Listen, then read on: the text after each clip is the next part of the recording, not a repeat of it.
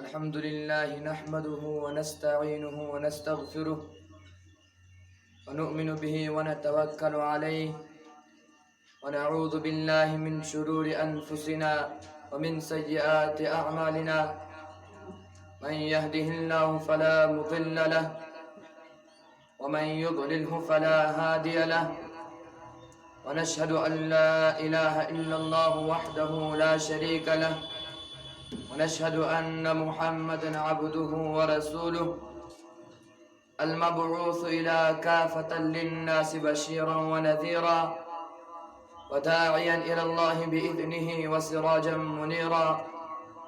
وقال تبارك وتعالى في الكلام المجيد والفرقان الحميد: قل إن كنتم تحبون الله فاتبعوني يحببكم الله. وقال في موضع آخر: ما آتاكم الرسول فخذوه وما نهاكم عنه فانتهوا. وقال في موضع آخر: لقد كان لكم في رسول الله أسوة حسنة. صدق الله مولانا العظيم وصدق رسوله النبي الكريم ونحن على ذلك لمن الشاهدين والشاكرين والحمد لله رب العالمین. حضور آئے تو سر آفریش پا گئی دنیا، حضور آئے تو سر آفریش پا گئی دنیا، اندھیروں سے نکل کر روشنی میں آ گئی دنیا. محترم دوستو اور بزرگوں، مجھے یہ کہا گیا ہے کہ آپ کے سامنے سیرت سید البشر صلی اللہ علیہ وسلم کے بارے میں کچھ باتیں عرض کروں. ہمارا اہل سنت علماء دیوبند کا عقیدہ یہ ہے کہ دنیا میں کوئی انسان حضور صلی اللہ علیہ وسلم کی سیرت کا حق ادا نہیں کر سکتا. حضور صلی اللہ علیہ وسلم کی سیرت میں کیسے بیان کروں؟ اگر ہم حضور صلی اللہ علیہ وسلم کی سیرت بیان نہیں کر سکتے تو پھر یہاں آنے کا مقصد کیا ہے؟ یہاں آنا تو صرف نام لکھوانے کے لیے ہے،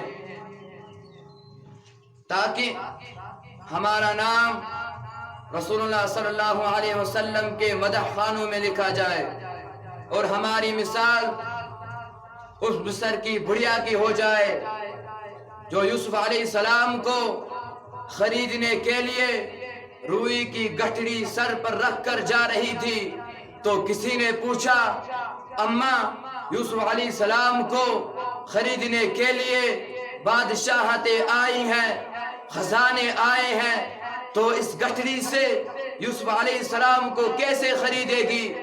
تو کہنے لگی: بات یوسف کو خریدنے کی نہیں ہے، بات نام لکھوانے کے لیے ہے.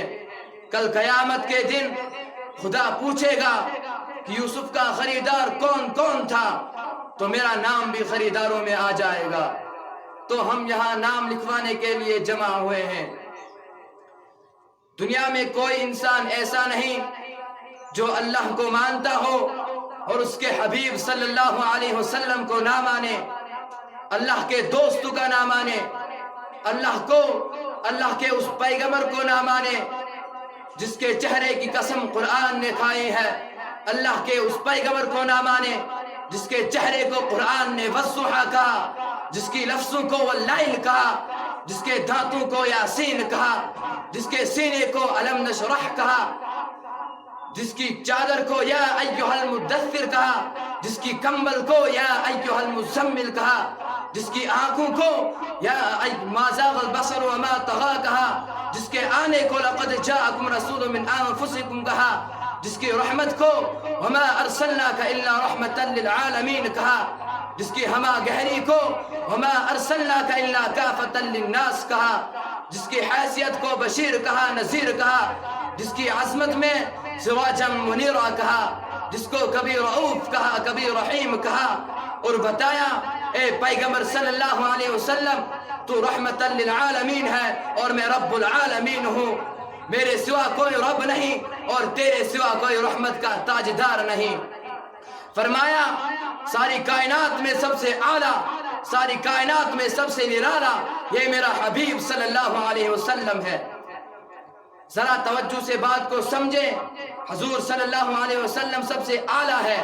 حضور صلی اللہ علیہ وسلم جس رات میں آئے وہ راتوں میں اعلیٰ، جس شہر میں آئے وہ شہروں میں اعلیٰ، جس گھڑی میں آئے وہ گھڑی باقی گھڑیوں سے اعلیٰ، جس مہینے میں آئے وہ مہینوں میں اعلیٰ، جس دور میں آئے وہ ادوار میں اعلیٰ، جس خاندان میں آئے وہ خاندانوں سے اعلیٰ، جس بستی میں آئے وہ بستیوں سے اعلیٰ۔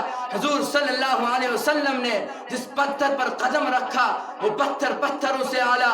حضور صلی اللہ علیہ وسلم نے جس گلی میں سے گزرے وہ گلی باقی گلیوں سے اعلیٰ۔ حضور صلی اللہ علیہ وسلم نے جس راستے پہ آئے وہ راستوں میں اعلیٰ۔ حضور صلی اللہ علیہ وسلم مسکرائے تو گھڑی اعلیٰ۔ حضور صلی اللہ علیہ وسلم نے دعا مانگی تو گھڑی اعلیٰ۔